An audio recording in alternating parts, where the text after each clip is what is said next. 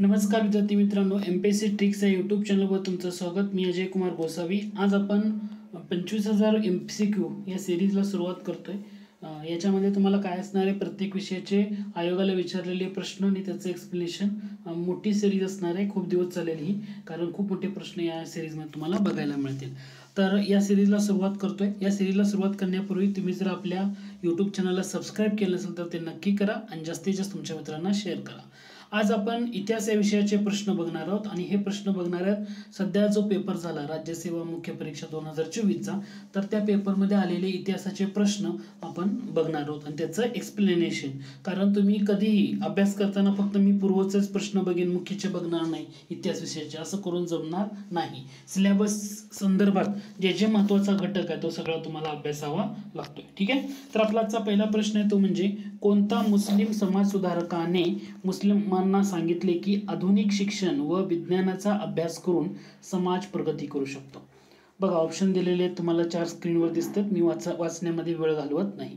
की मुस्लिम समाज सुधारकावर एमपीएससीने एक प्रश्न विचारते आणि तो समाज सुधारक एमपीएससीचा आवडीचा आहे, तो म्हणजे सर सय्यद अहमद खान. हे त्याचं अचूक उत्तर असणार आहे, सर सय्यद अहमद खान. सर सय्यद अहमद खान यांचा रोल खूप महत्त्वाचा आहे, त्याच्याबद्दल आपण थोडंसं डिटेलमध्ये पाहूया.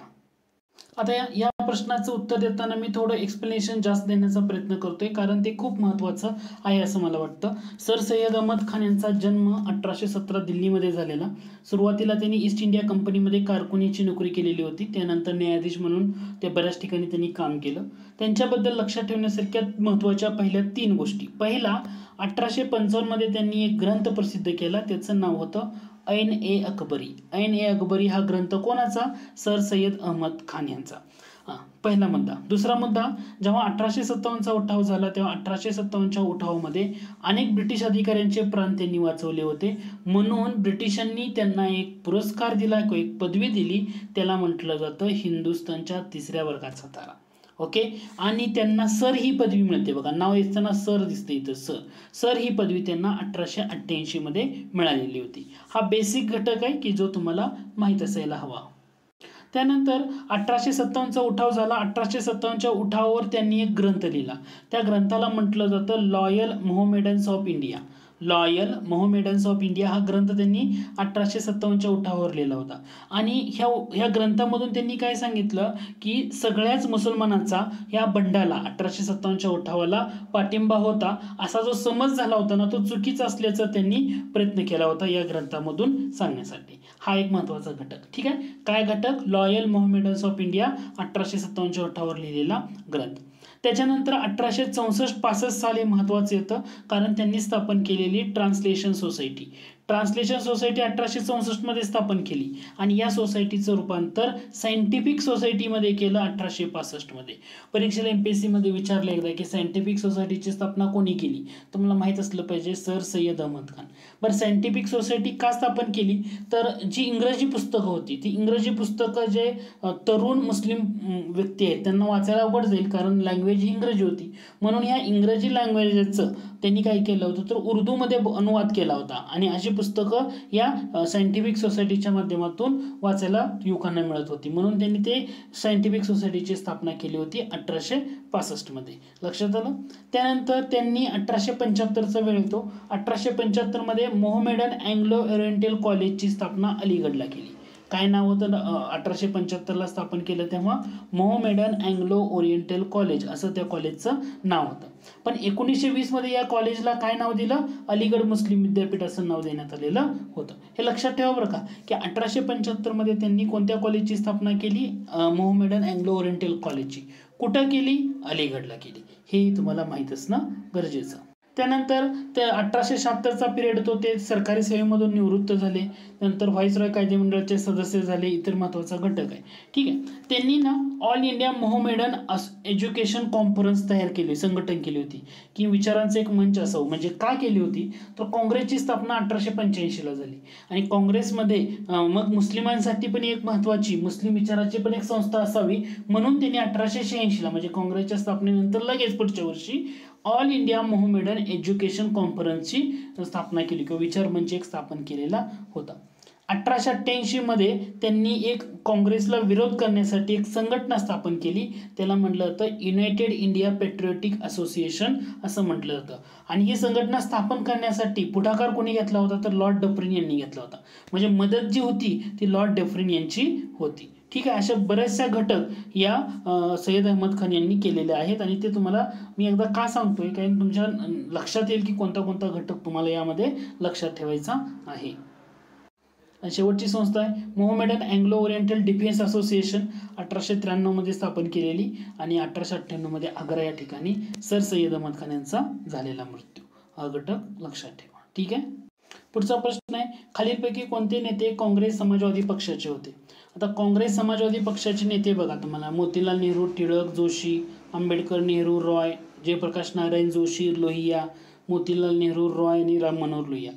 काँग्रेस समाजवादी पक्ष म्हटलं तर तुम्हाला पर्याय क्रमांक 3 थोडंसं लक्ष घ्या की JP जयप्रकाश नारायण, SM जोशी आणि राम मनोहर लोहिया हे सगळे नावं महत्वाची आहेत. पुढचा प्रश्न बघा खालीलपैकी कोणी ब्राह्मणेतर चळवळीच्या प्रचारासाठी जागरूक हे वृत्तपत्र सुरू केलं. जागरूक हे वृत्तपत्र म्हटलं तर तुमचं उत्तर काय असणार आहे वालचंद रामचंद्र कोठारी. ओके, वालचंद रामचंद कोठारी आणखी एका वृत्तपत्राशी संबंधित येतात, ते वृत्तपत्र म्हणजे डेक्कन रयत नावाचं वृत्तपत्र.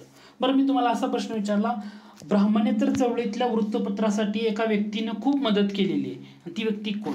की ब्राह्मणेतर चळवळीच्या बऱ्याचशा वृत्तपत्रांना मदत केली आणि ते व्यक्ती आहेत छत्रपती शाहू महाराज. शाहू महाराजांनी मदत केलेली आहे, राजर्षी शाहू महाराज, हे लक्षात ठेवा. तर इथं या प्रश्नाचं उत्तर आहे पर्याय क्रमांक 1. मग त्यांनी कोणत्या वृत्तपत्रांना मदत केली आणि ब्राह्मणेतर चळवळीतली महत्वाची कोणती वृत्तपत्र होती? फॉर एक्झाम्पल दिनकरराव जवळकरीचं नाव दिसतंय, हे सुद्धा ब्राह्मणेतर चळवळीतलं एक महत्वाचं नाव आहे ना, की तरुण मराठा, कैवारी, तेज या नावाची वृत्तपत्र यांनी सुरू केलेली आहेत. किंवा विजयी मराठा, तरुण मराठा आणि विजयी मराठा MPSC बऱ्याच वेळा विचारते, मी थोडंसं तुम्हाला त्या घटकाकडे घेऊन जातो. घटक काय तो बघून घ्या. शाहू महाराजांनी आर्थिक मदत केलेली ब्राह्मणेतर वृत्तपत्रे. जागरूक मी तुम्हाला आताच म्हटलं होतं वालचंद कोठारी यांचं. श्रीपतराव शिंदे यांचं विजयी मराठा आहे. विजयी मराठा वृत्तपत्र कोणाचं? श्रीपतराव शिंदे यांचं. तरुण मराठा दिनकरराव जवळकरांचं. त्यानंतर हंटर खंडेराव बागल यांचं, याच्यावर परीक्षेला एकदा प्रश्न आलाय. ब्राह्मणेतर व्यंकटराव गोडे यांचं वृत्तपत्र. जागृती भगवंतराव पाळेकरांचं किंवा संदेश अच्युत बळवंत कोल्हटकर यांचं, हे महत्वाचे वृत्तपत्र आहेत. पण सगळ्यात फोकस करायचं ते म्हणजे हे दोन महत्वाचे वृत्तपत्र आहे, कारण कैवारी, तेज आणि तरुण मराठा हे दिनकरराव जवळकरांचे वृत्तपत्र. आणि विजयी मराठा म्हटलं तर श्रीपतराव शिंदे हे नाव लक्षात घ्या. जसं जागरूकसाठी वालचंद कोठारी आपण प्रश्न बघितला आता विचारला होता, तसं डेक्कन रयत वृत्तपत्रासाठी सुद्धा वालचंद कोठारी यांचं नाव तुम्हाला बघायला मिळतं. दिनमित्रवर प्रश्न येऊन गेलाय, मुकुंदराव पाटील यांचं ते पत्र होतं. राष्ट्रवीर शामराव देसाई यांचं, ह्या सर्व घटकावर प्रश्न अगोदर विचारलेले आहेत. सध्या विचारले वालचंद कोठारी यांच्याबद्दल, ते लक्षात ठेवा आणि फोकस दिनकरराव जवळकर यांच्यावर असू द्या. पुढच्या प्रश्नाकडे जाण्या अगोदर तुम्ही जर आपलं अँड्रॉइड ॲप डाउनलोड केलं नसेल तर ते नक्की करा. गुगल प्ले स्टोअरवर जाऊन MPSC tricks bye Ajay Kumar या नावानं आपलं अँड्रॉइड ॲप्लिकेशन आहे, ते आपल्या ॲप्लिकेशन तुम्ही डाउनलोड करू शकता. त्या ॲप्लिकेशनवर तुम्हाला वेगवेगळे कोर्सेस खूप कमी किमतीमध्ये आहेत. करंट अफेअर्सचे सुद्धा कोर्सेस खूप कमी किमतीमध्ये सध्या लॉन्च झालेले आहेत. हा इतिहासाचा आहे, राज्यघटना, अर्थव्यवस्थेचा, तुम्हाला त्याचा फायदा होईल, हे लक्षात घ्या. आणि जर तुम्हाला डायरेक्टली लिंक पाहिजे असेल तर डिस्क्रिप्शन बॉक्समध्ये मी लिंक देतोय ॲप डाउनलोड करायची, ते ॲप डाउनलोड करा आणि जास्तीत जास्त तुमच्या मित्रांना शेअर करा. जाऊया पुढच्या प्रश्नाकडे. पुढचा प्रश्न बघा, प्रश्न काय आहे? लॉर्ड लिटनच्या कोणत्या अलोकप्रिय कृतीमुळे, अलोकप्रिय शब्दप्रयोग महत्वाचा, भारतीय राष्ट्रवादाच्या वाढीला वेग आला? पहिला, ICS परीक्षेसाठी कमाल वयोमर्यादा 21 वरून 19 वर्ष केली. हे बरोबर आहे का? डेफिनेटली अलोकप्रिय आहे. इल्बर्ट बिल सुद्धा त्यांच्याच कार्यकाळात. देशी वृत्तपत्र कायदा आणि भारतीय शस्त्रास्त्र कायदा म्हणजे 1878 मध्ये हे कायदे केले आणि या कायद्यामुळे त्यांची अलोकप्रियता वाढली. लोकप्रियता म्हणत नाहीये, वाईट गोष्टीसाठी ते जास्त फेमस आहेत.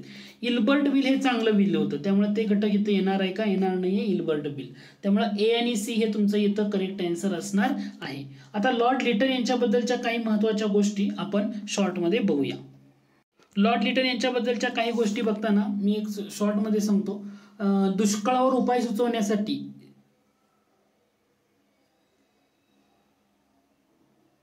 रिचर्ड स्टॅची आयोग लॉर्ड लिटन यांच्या कार्यकाळातच नेमण्यात आला होता 1876-78 मध्ये. देशी वृत्तपत्र कायदा, शस्त्रास्त्र बंदी कायदा 1878चा त्यांच्याच कार्यकाळातला आहे. दिल्ली दरबारामध्ये राणी व्हिक्टोरियाला भारताची सम्राज्ञी किंवा कैसरे हिंद पदवी दिली त्यांच्याच कार्यकाळात.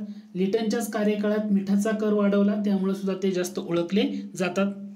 त्याच्यानंतर या ठिकाणी स्टॅच्युटरी सिव्हिल सर्व्हिस कायदा मंजूर केला आणि ज्या मंजूर करून परीक्षेची मर्यादा 21 वरून 19 वर्ष केली होती, त्याच्यामुळे तो एक महत्त्वाचा रिचेस्ट याचे आपण बघितलेला होता. आणि वृत्तपत्र कायदा आणि शस्त्रास्त्र बंदी कायदा हे दोन महत्त्वाचे आहेत 1878 मध्ये केलेले. पुढचा प्रश्न आहे, बंगालमधील प्रसिद्ध नंदकुमार खटल्याबाबत कोणतं विधान असत्य ओळखायला सांगितलं. आता नंदकुमार खटला म्हटलं तर वॉरेन हेस्टिंग आणि इलिझा एम्पे हे दोघं वर्गमित्र होते आणि ते दोन्ही महत्त्वाचे. का? वॉरेन हेस्टिंग हा गव्हर्नर होता आणि इलिझा एम्पे हा कोलकाता उच्च न्यायालयाचा न्यायाधीश होता. तर वॉरेन हेस्टिंग या खटल्याचा सूत्रधार होता, बरोबर आहे. इलिझा एम्पेने नंदकुमारला या खटल्यातून दोषमुक्त केले. दोषमुक्त नाही केलेलं, हे लक्षात ठेवा, दोषी ठरवलेलं आहे. टीकाकारांनी नंदकुमार खटल्याचं वर्णन न्यायाची हत्या असं केलेलं आहे आणि नंदकुमार हा बंगालचा नवाब मीर जाफरचा दिवाण होता. म्हणजे यामध्ये दिलेल्या विधानापैकी दुसरं विधान असत्य आहे. आता थोडं नंदकुमार खटल्याबद्दल बघूया. नंदकुमार खटल्याची पार्श्वभूमी थोडक्यात सांगतो. नंदकुमार बंगालमधला एक ब्राह्मण होता आणि तो एका उच्च पदावर नायब दिवाण रेजा खान यांच्या अधीनस्थ एका उच्च पदावर कार्यरत होता. सगळ्यात महत्त्वाची गोष्ट कधी चर्चेला आली, 1772 मध्ये वॉरेन हेस्टिंगने जेव्हा दुहेरी शासन व्यवस्था रद्द केली त्यानंतर हा जो नायब दिवाण रेजा खान होता ना, याला पदावरनं दूर केलं. म्हणजे कारण नंदकुमार हा त्याच्या अंडरखाली कार्यरत होता आणि जेव्हा नायब दिवाण रेजा खानला पदावरनं दूर केला तेव्हा त्याबाबतचा राग नंदकुमार यांच्या मनामध्ये होता. मग नंदकुमारनं काय केलं, 1775 मध्ये जे कार्यकारी काउन्सिल आहे, तर कार्यकारी काउन्सिलकडे हेस्टिंगच्या विरोधामध्ये, वॉरेन हेस्टिंगच्या विरोधामध्ये एक भ्रष्टाचाराची तक्रार दाखल केली आणि वॉरेन हेस्टिंगने असा निवाडा करण्याचा कार्यकारी काउन्सिलला अधिकार नाही म्हणून वॉरेन हेस्टिंगनं काय केलं तर ती कार्यकारी काउन्सिल होती ना, तीच बरखास्त करून टाकली आणि उलट काय केलं तर नंदकुमारलाच त्यानं काय केलं, आरोप ठेवून दोषी धरला आणि त्याला फाशीची शिक्षा देण्यात आली. असा हा खटला आहे, शॉर्टमध्ये मी सांगण्याचा प्रयत्न केलेला आहे. ठीक आहे, तर ह्या नंदकुमार खटल्याचं वर्णन न्यायाचा खून अशी केली गेली आहे आणि त्याला फाशी झालेली आहे, दोषमुक्त केलं गेलेलं नाहीये. आणि त्याचा जो न्यायाधीश होता तो इलिझा एम्पे होता, जो वॉरेन हेस्टिंगचा वर्गमित्र होता, त्याचा तो फ्रेंड होता आणि त्याच्यामुळं त्याला फाशीची शिक्षा देण्यात आली नंदकुमारला. असा तो चर्चेतला खटला. ठीक आहे, आता जोड्या लावा. जोड्या लावताना एक घटक लक्षात ठेवायचा, जो घटक तुम्हाला पर्टिक्युलरली माहीत असतो ना त्याच्यावरनं जोड्या जुळतात का ते नुसतं बघून घ्यायचं, म्हणजे प्रश्न कसा टॅकल करायचा. बघा, दादाभाई नौरोजी, रमेशचंद्र दत्त, गोपाळकृष्ण गोखले, न्यायमूर्ती रानडे. इकडं तुम्हाला वेल्बी कमिशन, रॉयल कमिशन, दुष्काळ, औद्योगिक परिषद. तुम्हाला हे घटक लक्षात आलं पाहिजे की न्यायमूर्ती महादेव गोविंद रानडे यांनी समाजवादी परिषदेची स्थापना 1887 मध्ये केली. औद्योगिक परिषदेची स्थापना 1890 मध्ये केली. म्हणजे तुम्हाला एक घटक डेफिनेटली डोळे झाकून लक्षात येतोय, न्यायमूर्ती रानडे यांच्याबद्दल औद्योगिक परिषदेची स्थापना. म्हणजे ड ला 4 कुठं आहे, ड ला 4 फक्त एकाच पर्याय येत आहे, पर्याय क्रमांक 3, म्हणजे हे तुमचं करेक्ट आन्सर असणार आहे. लक्षात ठेवा, न्यायमूर्ती रानडे यांनी 2 परिषदेची स्थापना केलेली आहे. एक आहे समाजवादी परिषद, 1887 ला काँग्रेसच्या अधिवेशनाला जोडूनच समाजवादी परिषदेचं अधिवेशन घेतलं जात होतं 1887 पासून, आणि 1890 ला औद्योगिक परिषदेची स्थापना. मग दादाभाई नौरोजी रॉयल कमिशनचे सदस्य होते. रमेशचंद्र दत्त यांनी लिहिलेला भारतातील दुष्काळ हा ग्रंथ आहे. त्यानंतर गोपाळकृष्ण गोखले वेल्बी कमिशन समोर दिलेली साक्ष, हे सगळ्या जोड्या तुम्ही या ठिकाणी जुळवू शकताय. पुढचा प्रश्न बघा, बंगालमधील कंपनी सत्तेविरुद्ध झालेल्या उठावाबाबत खालील विधानामधून कोणतं विधान योग्य आहे ते ओळखायचंय. पहिलं विधान बघा, बंगालमधील उठाव्यात सन्नासी, चुवार, कोलाम आणि संथालच्या बंडांचा समावेश होतो. म्हणजे संन्याशांचा उठाव ओके आहे, चुवार आहे, कोलाम आहे आणि संथालचा. म्हणजे पहिलं विधान हे डेफिनेटली बरोबर आहे. संथालाच्या बंडाचं वर्णन बंकिमचंद्र चटर्जी यांच्या आनंदमठ या कादंबरीत केलं. आता बंकिमचंद्र चटर्जी यांची आनंदमठ कादंबरी बरोबर आहे, पण ते कोणत्या बंडाचं वर्णन केलेलं आहे, संन्याशांचा उठाव केलेला आहे. ही संथाली दिल्यामुळे हे विधान चुकीचं आहे. संन्यासाचा जो उठाव झाला होता त्याचं वर्णन बंकिमचंद्र चटर्जी यांच्या आनंदमठ या कादंबरीत केले, संथाळाच्या नाही. त्याच्यामुळं पर्याय क्रमांक 2 हे डेफिनेटली इलिमिनेट होणार. म्हणजे बी चुकीचं आहे, इथं बी बरोबर दिलं, पहिला पर्याय गेला, बी बरोबर दिलं, तिसरा पर्याय गेला. या ठिकाणी ठीक आहे, म्हणजे 2 ऑप्शन तर तुम्ही इलिमिनेट केले. कान्हो आणि सिंधू भावांनी संथालांच्या बंडांचं नेतृत्व केलं, बरोबर आहे. आणि खासीच्या बंडाचं नेतृत्व कोणी केलं? खासीच्या बंडाचं नेतृत्व तीरथ सिंगनं केलं.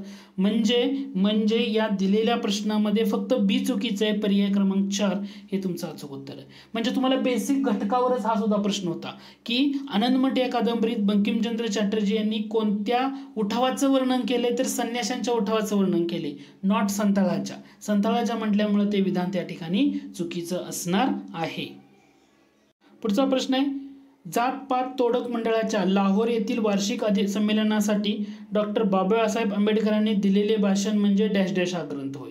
तो ग्रंथ म्हणजे अनहिलेशन ऑफ कास्ट हा ग्रंथ, म्हणजे जाती प्रथा निर्मूलन. हे गुगल ट्रान्सलेशन वापरल्यामुळं तसं तुम्हाला दिसते. याचं करेक्ट आन्सर येतं अनहिलेशन ऑफ कास्ट, म्हणजे जो जात-पात तोडक मंडळाचं लाहोर या ठिकाणी जे अधिवेशन झालं होतं त्यामध्ये दिलेलं भाषण म्हणजे हा त्यांचा महत्त्वाचा ग्रंथ. हे तुम्ही इथं लक्षात ठेवा.